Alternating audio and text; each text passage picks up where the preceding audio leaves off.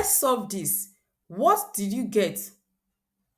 8 divided by 1 over 8 times 8. What do you get? If you quickly said 8, then you've fallen for one of the easiest traps in math. Let's break it down and see why this simple question isn't so simple after all. Most people take one glance and say, okay, 8 here, 1, 8 here, 1, and they say 8 divided by 1, and this gives 8. Unfortunately, this is wrong.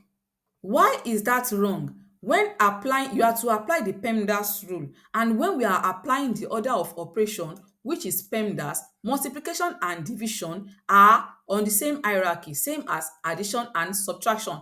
So whenever multiplication and division appear together, you solve from left to right. That means we are to divide before we multiply. And when dividing by a fraction, you flip it. That's the golden rule. Keep, change, flip rule. That is, you keep the first number 8, then you change division to multiplication, and then you flip the fraction. So 1 over 8 becomes 8 over 1. Then we have times 8. So now this gives 8 times 8, then times 8, and it is equal to 512. So this is the correct answer. It is not 8. So here is what you should remember. Multiplication and division work from left to right.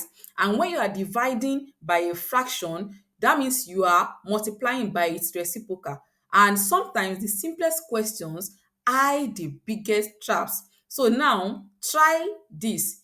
8 divided by 1 over 4, then times 8.